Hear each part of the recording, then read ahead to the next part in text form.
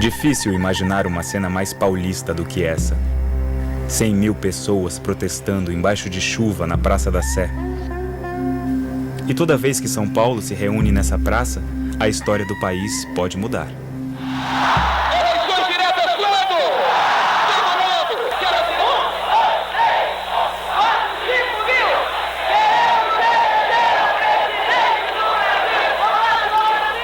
Em 1932, estavam lá Ferreirinha, estudante de Direito, Juliano Meira, jornalista de um dos maiores jornais do país, e Toledo, dono de uma barbearia no Largo São Bento.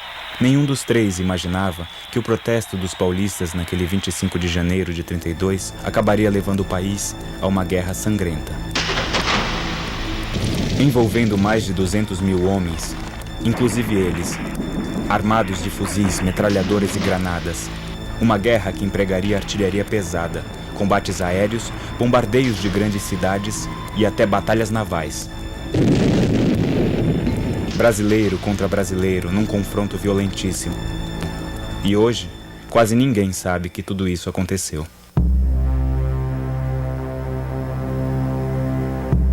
A história da Guerra de 32 começa antes de Juliano, Toledo e Ferreirinha nascerem, 40 anos antes do comício da Praça da Sé, quando os militares brasileiros derrubaram o imperador e deram início à República.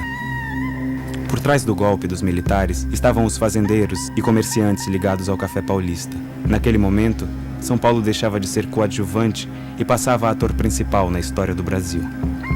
Nos primeiros 40 anos da República, mudavam os presidentes, mas o modo de governar era sempre o mesmo: defender a qualquer custo a economia do café, principal produto de exportação do país. A produção de café, que não era vendida no mercado, o governo comprava e queimava se fosse preciso. O importante era manter o preço do café lá em cima. E não adiantava reclamar, porque as eleições eram fajutas. Menos de 5% dos brasileiros votavam, e os resultados eram manipulados pelos partidos republicanos estaduais, controlados pelos fazendeiros. Era o auge do coronelismo e do voto de cabresto. As cidades cresciam. Milhares de imigrantes chegavam, o país mudava, mas os coronéis não percebiam. Em 1929, mesmo ano em que Toledo assumiu a barbearia do pai, Juliano começou a trabalhar no jornal e Ferreirinha entrou na faculdade de Direito, a Bolsa de Nova York quebrou. O abalo da economia internacional causou forte crise no mercado do café. O desemprego e a fome aumentaram. No Brasil, as reivindicações dos trabalhadores eram resolvidas pela polícia com prisões e pancadas. A classe média, que já não tinha espaço político, sentiu-se estrangulada economicamente. Uma das poucas alternativas que os jovens da classe média tinham era seguir a carreira militar: cabo, sargento, tenente. Foram justamente os tenentes, que usavam armas como ferramenta de trabalho, que deram um basta na velha república. Em 1929, os fazendeiros do café paulista brigaram com os fazendeiros do leite de Minas Gerais. Os tenentes aproveitaram que a política do café com leite azedou e fizeram uma grande rebelião, tomando o controle dos quartéis no Brasil inteiro. Era a Revolução de 30. A ação dos tenentes nos quartéis recebeu o imediato apoio da população nas ruas. O presidente Washington Luiz foi derrubado e mandado para o exílio.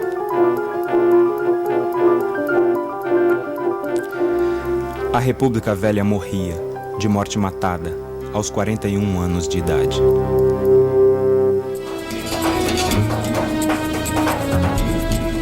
Os tenentes colocaram na presidência da República o candidato que tinha enfrentado os velhos republicanos na eleição anterior, o gaúcho Getúlio Vargas. Junto com ele, todos os grupos que apoiaram a Revolução sentiram-se perto do poder. De sindicalistas comunistas a fazendeiros e empresários liberais. Nesse verdadeiro saco de gatos que estava por trás da Revolução de 30, todo mundo queria saber uma coisa: quem, de fato, iria ficar com o poder.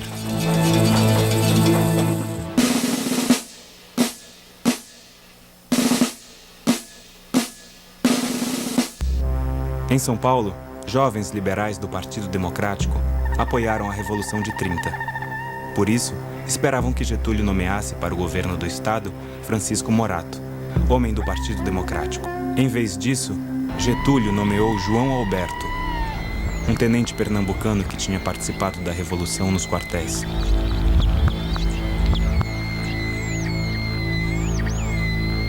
A decisão irritou os liberais paulistas.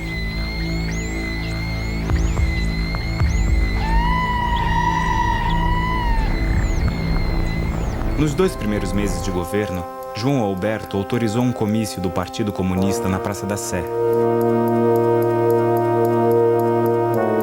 Decretou um aumento salarial de 5% e jornada de trabalho de 40 horas para os trabalhadores das fábricas. E ainda distribuiu para os tenentes revolucionários terras de fazendeiros endividados com o Banco do Estado. Os liberais do Partido Democrático desejavam que a Revolução de 30 desse uma leve modernizada no país, sem mudanças radicais que ameaçassem os seus privilégios. Mas depois do primeiro mês de João Alberto no governo de São Paulo, os liberais paulistas começaram a desconfiar que os tenentes pudessem estar ligados aos comunistas, buscando mudanças profundas.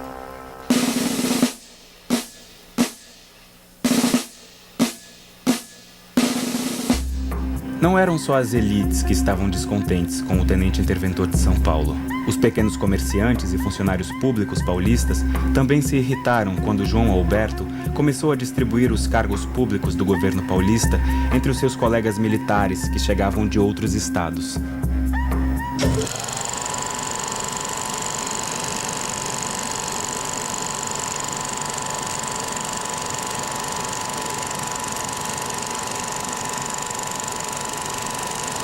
No final de 1930, as elites e boa parte da classe média paulista andavam contrariadas com os caminhos da Revolução de 30. No primeiro dia de 1931, o jornal O Estado de São Paulo publicou um artigo que pedia a eleição de um Congresso Constituinte. Getúlio tinha fechado o Congresso e nomeado interventores para os estados. Segundo o jornal, já era a hora do país voltar à normalidade democrática. A defesa da Constituinte repercutiu em todo o país. Na semana seguinte, o presidente Getúlio Vargas respondeu ao jornal paulista através de um tenente de sua confiança, Juarez Távora. O tenente declarou que era cedo para eleições, alegando que a máquina dos velhos republicanos ainda podia manipular os resultados eleitorais. Declarou ainda que os paulistas só pensavam em si e não no Brasil. O tiro saiu pela culatra. Ao atacar São Paulo, o porta-voz de Getúlio acabou unindo os paulistas contra os tenentes e o próprio Getúlio. Os estudantes de direito do Largo São Francisco passaram a fazer pequenos comícios contra a ditadura de Getúlio, pedindo a Constituição urgente. Inflamaram a população a tal ponto que o tenente interventor de São Paulo, João Alberto, resolveu passar a repressão policial. Entre os dias 3 e 4 de abril de 1931, 18 pessoas ligadas ao Partido Democrático foram presas. O jornal A Gazeta, que fazia oposição aos tenentes, foi invadido e destruído por ordem de João Alberto. Como precaução, João Alberto ainda ordenou a retirada das armas do exército no estado de São Paulo, deixando os quartéis paulistas com o mínimo poder de fogo possível. O tenente João Alberto conhecia muito bem o perigo das rebeliões nos quartéis.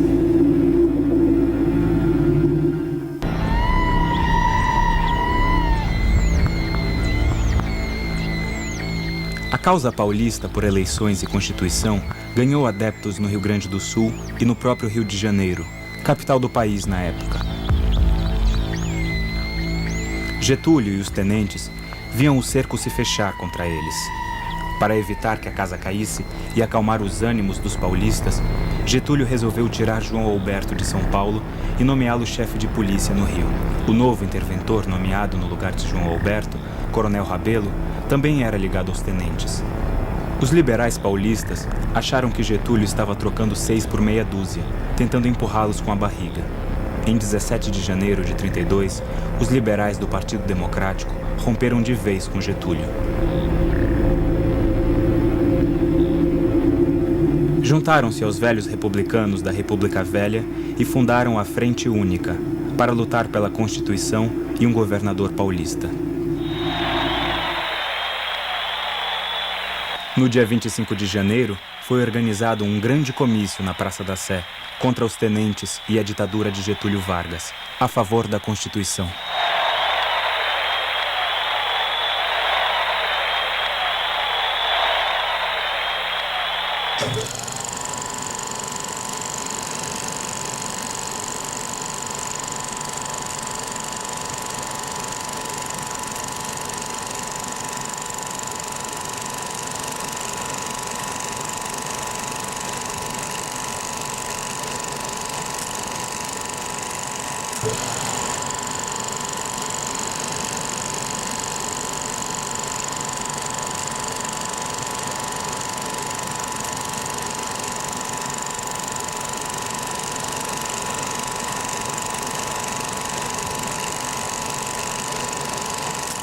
O comício de 25 de janeiro esquentou os ânimos dos paulistas. Os estudantes passaram a agitar a cidade. Neste comício, Ferreirinha está chamando os tenentes de eunucos de Getúlio. A mídia multiplicava os efeitos dos comícios na população. Para cutucar o orgulho dos paulistas, a imagem dos bandeirantes como heróis da terra foi estampada por toda a parte. Getúlio e os tenentes temiam que a fúria paulista contaminasse o país. No dia 25 de fevereiro, à meia-noite, caminhões com tropas do governo federal pararam na Praça Tiradentes, no Rio de Janeiro. Desceram 12 oficiais e 80 soldados. Entraram no jornal Diário Carioca, que defendia a Constituição e atacava os tenentes. Quebraram tudo. 5 redatores e 6 tipógrafos ficaram feridos. A mesma coisa tinha acontecido poucos dias antes em Belém.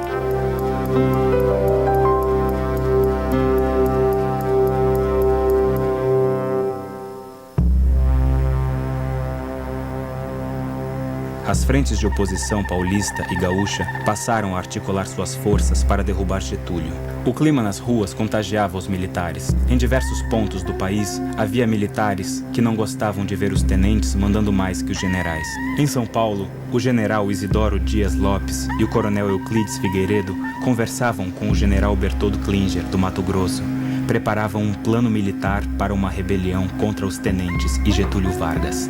O general Klinger deveria começar um movimento revolucionário, trazendo para São Paulo 5.000 soldados bem armados que se juntariam no Vale do Paraíba a 10.000 soldados paulistas rebelados.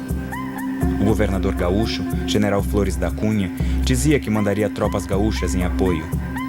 O governador de Minas também mandava recados que enviaria tropas para apoiar a revolta contra Getúlio. A data prevista para o levante era o dia 14 de julho, data da Revolução Francesa. Mas as coisas não aconteceram bem assim.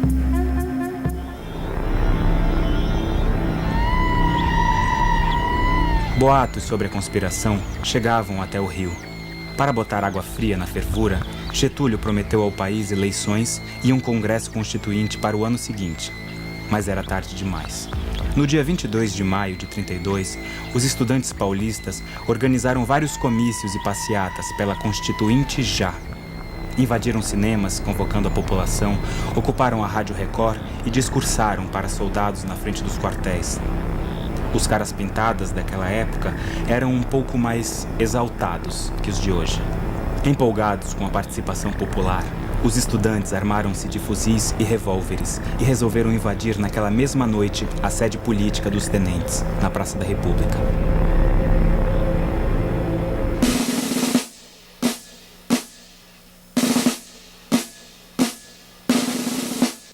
Dentro da sede política tenentista, os partidários dos tenentes tinham revólveres e uma submetralhadora.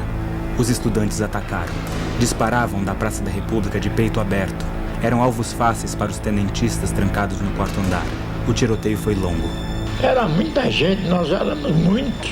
Quisemos abrir a porta do prédio e não conseguimos. Apareceram as escadas. O primeiro a subir foi o Martins. Subiu por uma das escadas e também não demorou a cair. com o peito picotado por uma rajada. A batalha terminou às 4 da manhã do dia 23 de maio, com os corpos de 4 estudantes estendidos no chão da praça, mortos. Um deles tinha apenas 14 anos.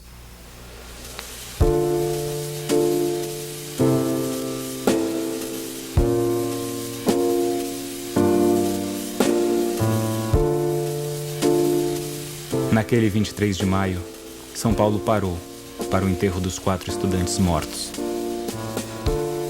Nos dias seguintes ao 23 de maio, os estudantes fundaram o MMDC, sigla formada com as iniciais dos 4 estudantes, Miragaia, Martins, Drauzio e Camargo.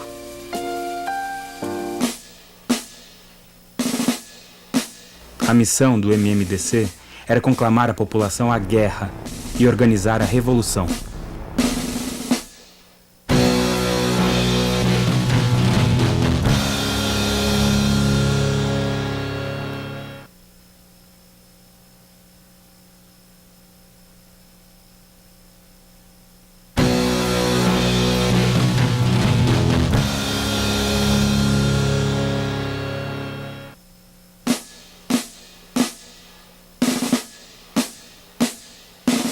A morte dos estudantes no tiroteio contra os tenentistas na madrugada de 23 de maio pressionou os militares que conspiravam contra Getúlio a anteciparem a data da Revolução. No dia 8 de julho, o general Klinger recusou-se a obedecer ordens de Getúlio no Mato Grosso e foi demitido. No dia 9 de julho, o general Isidoro Dias Lopes convocou uma reunião de líderes revolucionários na Rua Sergipe, número 37, em São Paulo. O general Lopes propôs a imediata deflagração do movimento, temendo que Getúlio demitisse todos os militares que conspiravam. Alguns militares presentes temiam que a precipitação pudesse deixar de fora as tropas gaúchas e mineiras. Mas o argumento do general Lopes saiu vencedor. Foi decidido. Na noite daquele 9 de julho, seria aceso o estopim de uma nova revolução. Uma tropa de motociclistas e ciclistas, como se fossem os motoboys de hoje, passou a tarde inteira num entra e sai do QG improvisado na Rua Sergipe, levando ordens e trazendo notícias. Foi acertado que os civis do MMDC deveriam tomar rádios e estações telegráficas naquela noite e difundir o movimento aos chefes municipais de todo o estado. O general Lopes mandou chamar o coronel Euclides Figueiredo para assumir imediatamente o comando dos quartéis ao seu lado. Noite fechada, sem estrelas nem lua. Rumamos para São Paulo, não sem preocupações quanto à polícia do governo federal. Levávamos firme resolução de desobediência caso nos mandassem parar no caminho. Apesar da noite fria, abrimos a janela do carro para facilitar qualquer reação. Os revólveres vinham em boa posição para serem manejados. Às 11h40 da noite, o coronel Euclides Figueiredo entrou no comando da região militar de São Paulo. De dentro do comando, o coronel Euclides Figueiredo passou a noite telegrafando aos comandantes dos quartéis paulistas. Comunicava o início da Revolução de 32. Na madrugada de 10 de julho de 1932, São Paulo já estava sob o comando dos revolucionários. A adesão foi total. O coronel Euclides Figueiredo e o general Lopes comandavam a revolta no exército. A Força Pública de São Paulo, que era a polícia da época, também aderiu à rebelião de 9 de julho.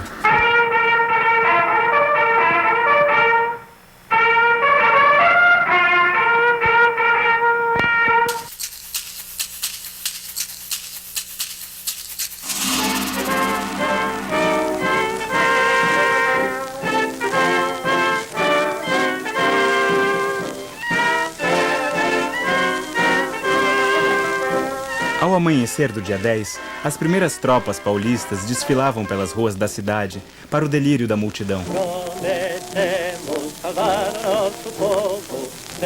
As tropas partiram de trem para a Serra da Mantiqueira, a meio caminho da capital federal.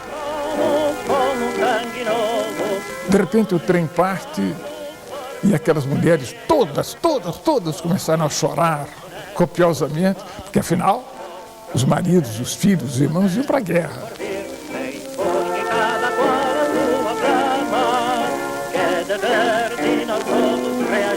Os jornais anunciavam a guerra e conclamavam os jovens paulistas a se alistarem e seguirem para o fronte.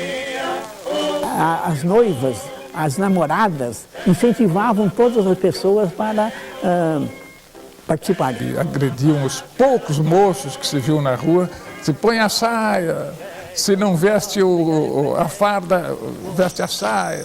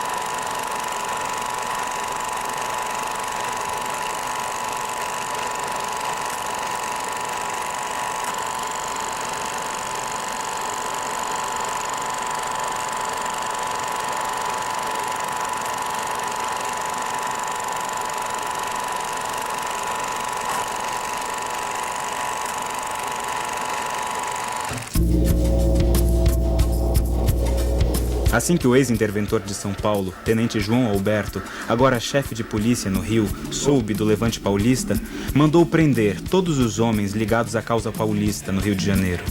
Na sede do governo federal, o general Góes Monteiro, comandante do exército de Getúlio, começou a contabilizar forças e mobilizar as tropas federais para enfrentar os paulistas.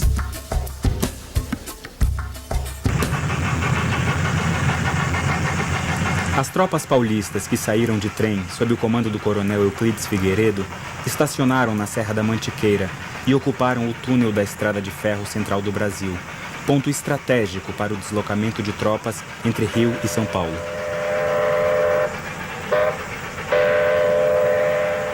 Os soldados tomaram posições no alto das escarpas. A ordem era esperar a chegada dos mineiros e gaúchos para avançar sobre o Rio de Janeiro. Enquanto isso, Getúlio Vargas trocava telegramas com o general gaúcho Flores da Cunha, tentando a todo custo que ele mudasse sua decisão de apoiar o levante paulista.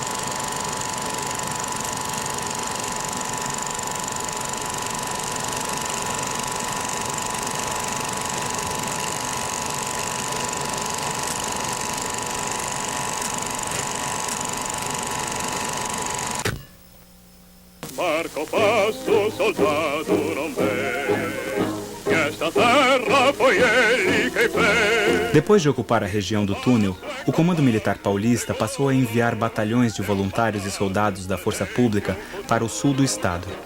Os homens partiam alegres, achavam que estavam indo confraternizar-se com tropas aliadas que chegavam do sul.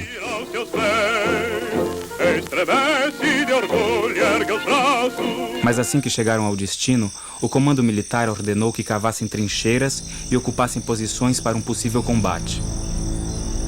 O Comando Revolucionário Paulista ainda não sabia se vinham do sul aliados para a confraternização ou inimigos dispostos a matá-los.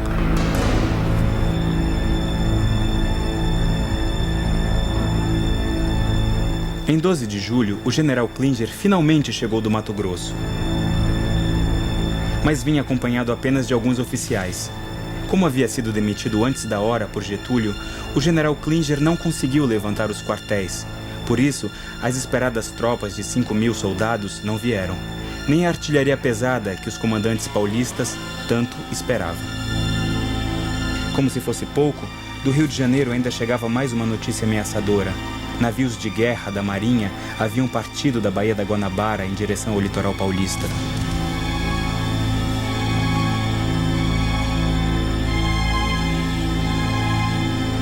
Além dos navios de guerra, o comandante do exército getulista, Góes Monteiro, enviou uma primeira tropa em direção a São Paulo, pela estrada de rodagem, já que os paulistas tinham ocupado a passagem ferroviária do túnel. Na altura de São José do Barreiro, toparam de frente com a infantaria da Força Pública Paulista.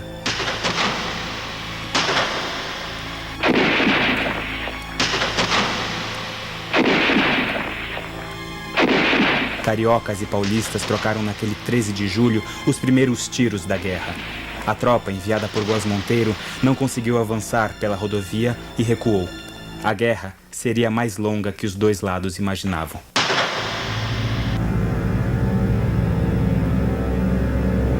As tropas do coronel mineiro Eurico Dutra chegaram à região do túnel no dia 15 de julho, ao meio-dia, acabando com as dúvidas sobre o recado que o coronel havia mandado 3 dias antes. Os mineiros chegaram atirando. Os soldados paulistas não tiveram tempo para lamentações.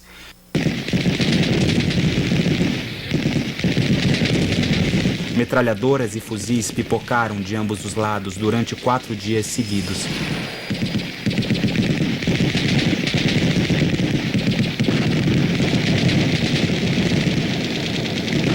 Os paulistas perderam algumas posições, mas conseguiram manter o estratégico túnel sob o seu controle.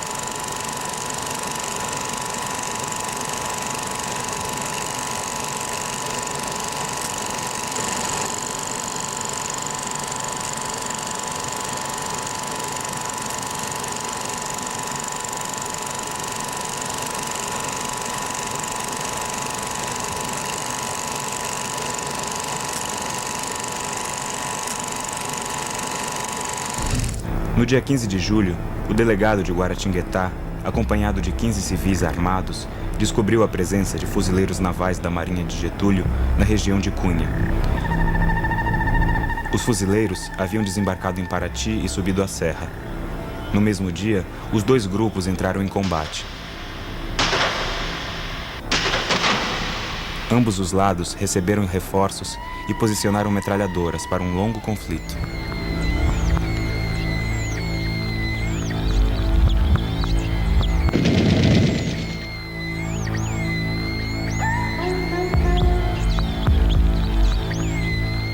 Na frente sul, os paulistas que esperavam os gaúchos para a festa também tiveram uma grande surpresa. Chegaram mais de 6.000 soldados vindo dos 3 estados sulinos. Vinham por todos os lados, mandando bala nos paulistas.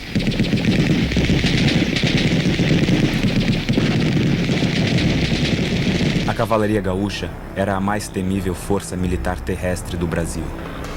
Nos últimos 200 anos, tinham lutado contra os índios guaranis, contra os espanhóis, participado da Guerra do Paraguai, Guerra dos Farrapos, Revolta Federalista, Revolta dos Tenentes e Revolução de 30.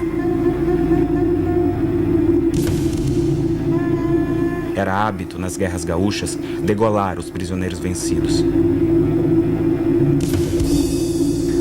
Em Itararé, diante da chegada das tropas sulinas, os paulistas dividiram-se entre os que fugiram e os que se renderam. Em Buri, os paulistas não se renderam. Iniciaram uma trágica e longa resistência. Acordamos ouvindo uma forte fuzilaria. Ficamos indecisos, sem saber o que fazer. Apareceu no horizonte uma longa fila de inimigos serpeando pelas curvas da estrada. Começa então a fuzilaria. Sobre nossas cabeças estendia-se uma abóbada de sibilos de balas. Folhas e ramos eram arrancados das árvores atrás de nós pelos tiros. Atirei-me ao chão. esfalfado e acabrunhado. Estava com fome e uma sede terrível, com o cantil vazio.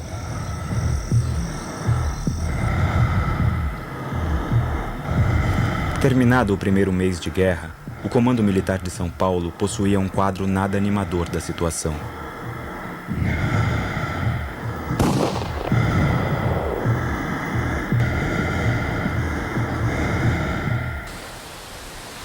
Os cruzadores da Marinha que haviam deixado a Baía da Guanabara posicionaram-se em Santos, impedindo a entrada e saída de mercadorias e armas no estado de São Paulo. A Força Pública Paulista, polícia da época, havia mandado 12.000 soldados armados para as trincheiras. O exército contava com mais 3.600 soldados, com pouco armamento, porque o tenente João Alberto havia esvaziado os quartéis. 45.000 voluntários civis se alistaram, com muito ânimo, mas nenhuma noção de combate. E o pior, havia apenas 25.000 fuzis no estado. A decisão do comando foi de que os voluntários deveriam revezar os fuzis e economizar as balas, porque havia munições para cada soldado dar apenas 5 tiros por dia. Os paulistas contavam ainda com 6 aviões no campo de Marte. Do outro lado, as tropas federais de Getúlio, com a adesão dos exércitos gaúcho e mineiro e a chegada de diversos batalhões do Nordeste, contavam com mais de 200.000 combatentes regulares. Farta munição, artilharia pesada, navios de guerra e mais de 50 aviões.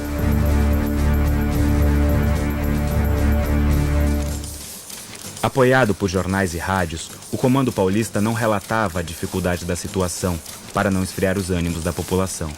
Só as vitórias eram divulgadas.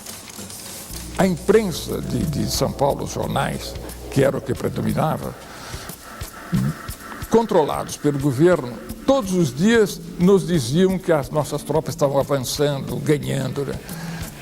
Mas o meu professor de geografia, vizinho de casa, comentava comigo, como é que a geografia não coincide com a notícia? Se eles estão de tal lugar para tal lugar, eles estão recuando e não ganhando.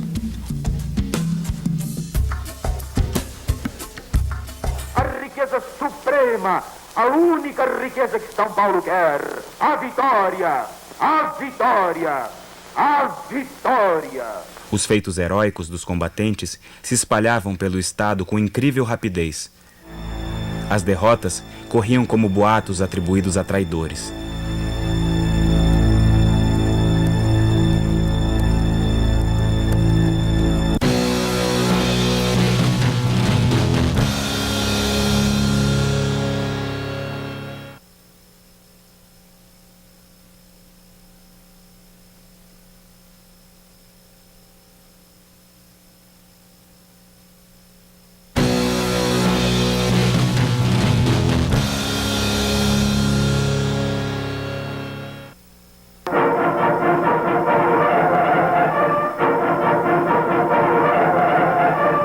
Lágrimas, adeuses, sorrisos de orgulhos molhados de emoção, de sentimento, de coragem.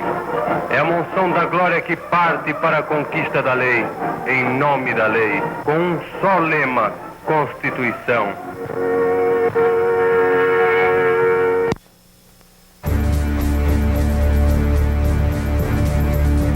Jornais e rádios paulistas punham lenha na fogueira da guerra, acusando Getúlio de ser um ditador e usando a imagem dos bandeirantes para despertar o heroísmo nos combatentes. Do lado getulista, o país era informado que São Paulo lutava pelo retorno de seus antigos privilégios. Outra versão divulgada pelas rádios getulistas era que São Paulo estava dominada pelos italianos que queriam se separar do Brasil. O lado do governo chegou a treinar gente com fala paulista para dizer nas rádios do Norte que São Paulo estava dominado por um partido comunista que tinha um chefe chamado Matarazzo, que estava separando o São Paulo da federação. e que estes comunistas que estavam dominando São Paulo iriam acabar com a religião, enforcar os padres, destruir os altares. Daí, em boa parte, o entusiasmo, o número e a veemência bélica com que legiões de nordestinos vieram brigar em São Paulo. Os dois lados lançavam panfletos dos aviões no território inimigo, apresentando suas versões para a guerra.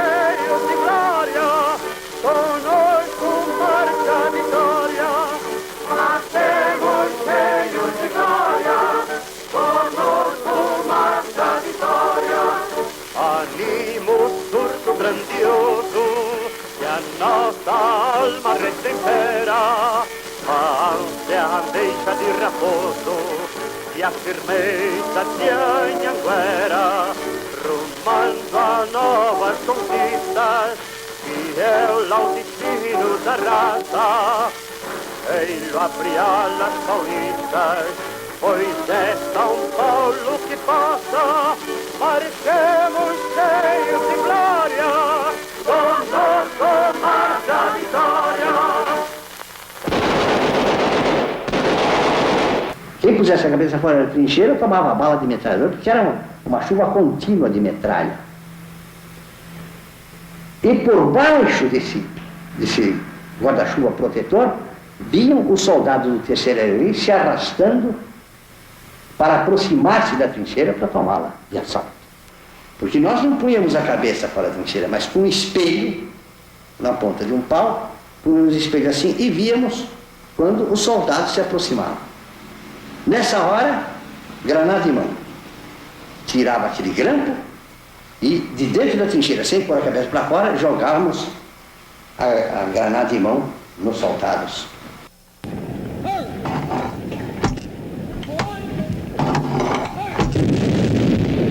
Apesar do esforço dos combatentes paulistas e da população, em vez de avançar, as tropas paulistas apenas se defendiam. Geralmente, tiro de cair. É da retaguarda para cair. Não. Disfarçaram os canhões e foram pôr em localização exata para dar tiro direto nas nossas trincheiras. As tropas paulistas terminaram o mês de agosto entrincheiradas em 6 frentes diferentes, sob o fogo cerrado de metralhadoras e bombardeio intenso de aviões e canhões federais.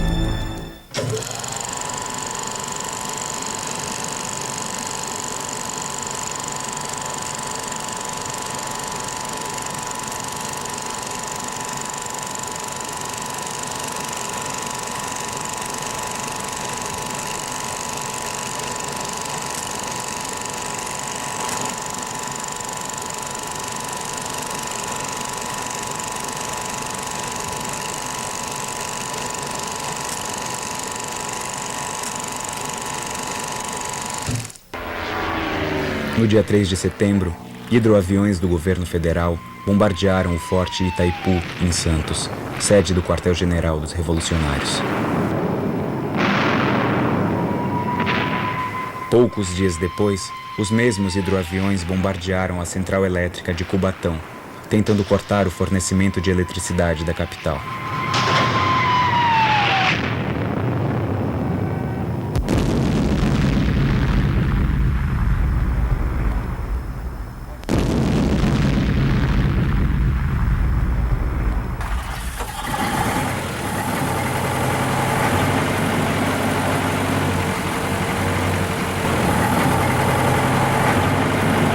Em resposta, um avião paulista mergulhou sobre o navio de guerra getulista, disparando sua metralhadora. O avião foi abatido pelo fogo antiaéreo do navio.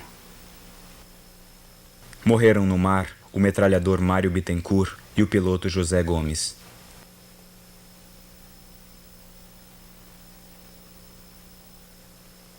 Durante a Guerra de 32, Santos Dumont, que passava férias no Guarujá, ao lado do Porto de Santos, enforcou-se em seu quarto.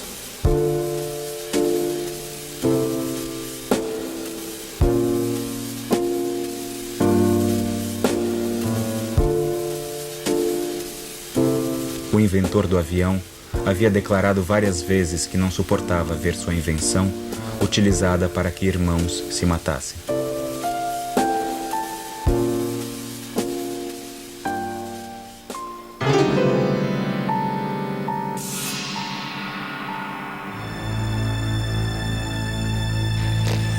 Na frente sul, milhares de soldados getulistas, comandados pelo general Valdomiro Lima, romperam a resistência paulista em agosto, após violentos combates. E em setembro, já avançavam em direção a Botucatu.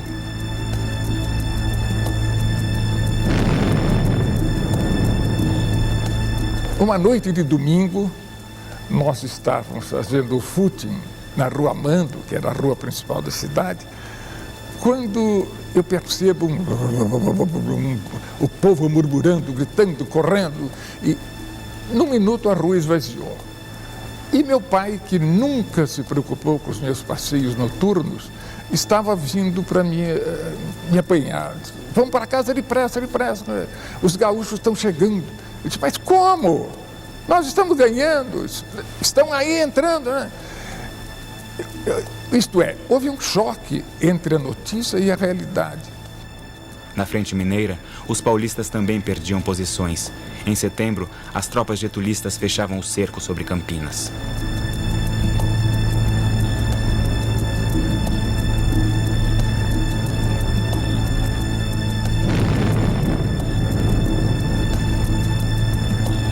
Os vermelhinhos, como eram chamados os aviões getulistas, começaram a sobrevoar e despejar bombas de mais de 40 quilos sobre Campinas.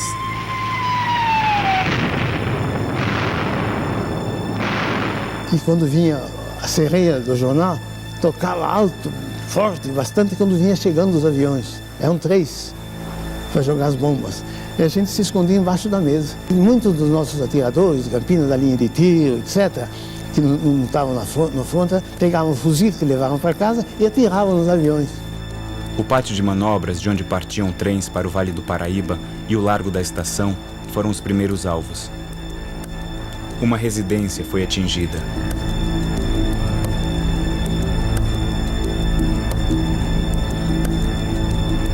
No dia seguinte, campineiros que partiam da estação em um bonde foram feridos no bombardeio aéreo. O menino Aldo Chiorato morreu. Eu estava na estação, onde caiu uma bomba e matou um menino de 8 anos. Filho do tintureiro que morava na Avenida Campos Sales. Meia Campinas acompanhou inteiro do menino. Foi uma coisa muito triste. Essas informações chegavam à capital paulista, causando um princípio de pânico na população, que já estava apavorada desde que os vermelhinhos getulistas começaram a sobrevoar a cidade e lançar bombas no aeroporto do Campo de Marte.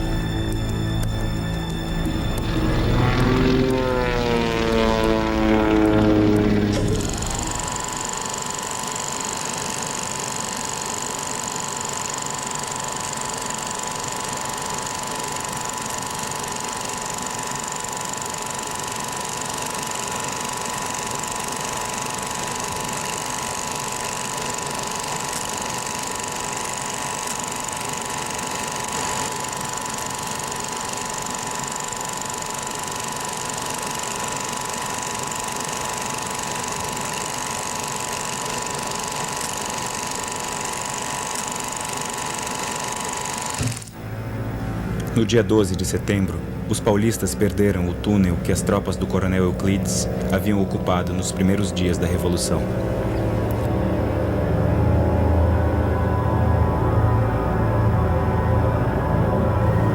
Foi uma perda dramática, em que os soldados paulistas eram metralhados enquanto recuavam. Nos dias seguintes, tropas getulistas tomaram Cruzeiro, obrigando os paulistas a abandonar as posições que mantinham em Cunha e recuar até Aparecida do Norte. Os confrontos na frente do Vale do Paraíba causaram centenas de mortes durante os 3 meses de combate.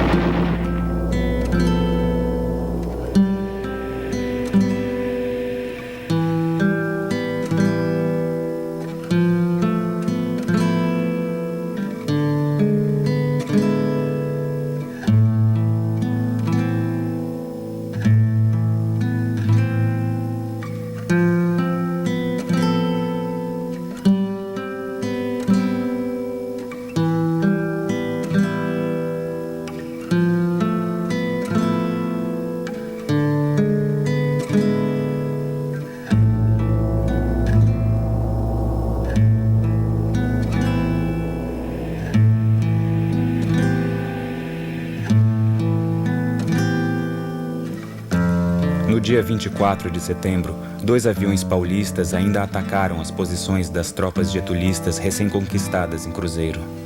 Mas não adiantava mais. Naquela altura, os paulistas já haviam perdido a guerra.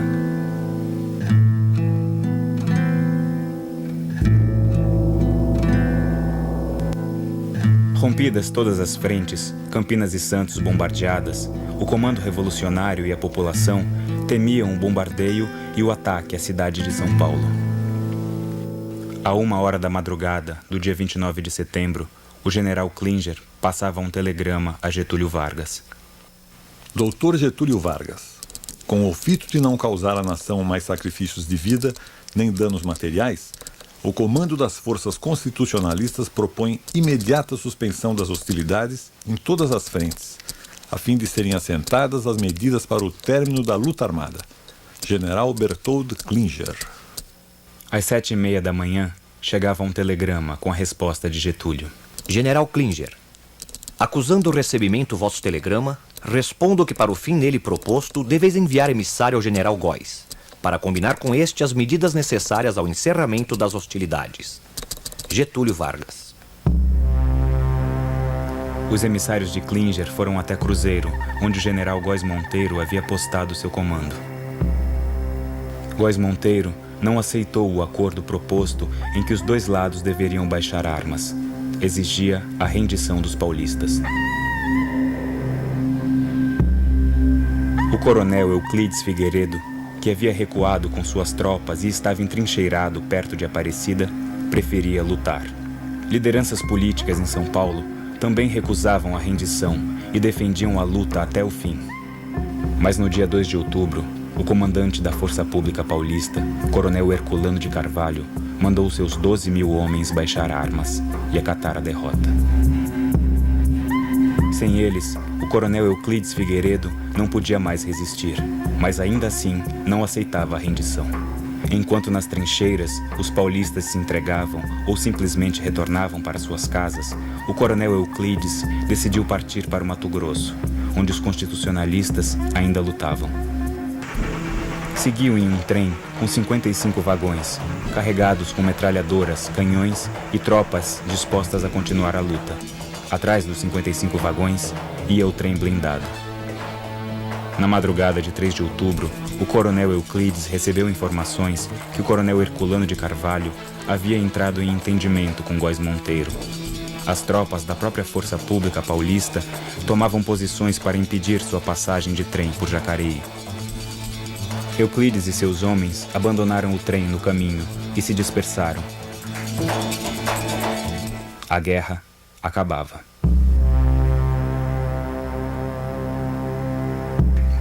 Os líderes da Revolução foram presos. Os focos de resistência constitucionalista no Mato Grosso e no Rio Grande do Sul foram sufocados.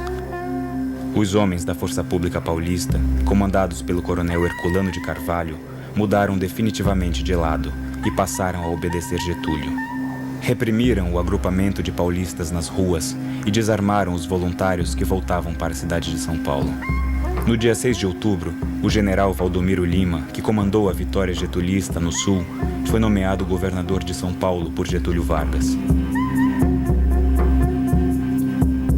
Nos primeiros dias de novembro, o tenente João Alberto em pessoa embarcou os líderes civis e militares da Revolução Constitucionalista em um navio-presídio. Os líderes da Revolução de 32 foram mandados para o exílio em Lisboa.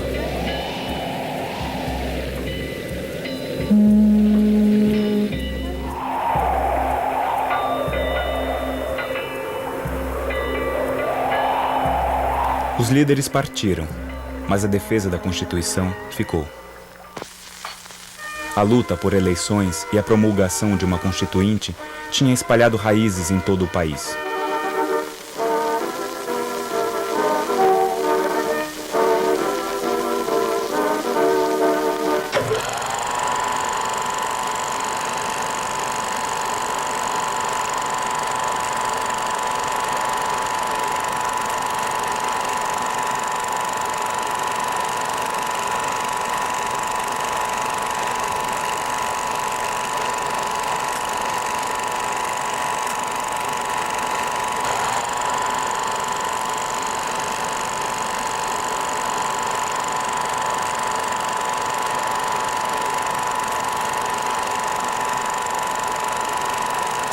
Em 1933, realizaram-se em todo o Brasil eleições para o Congresso Constituinte.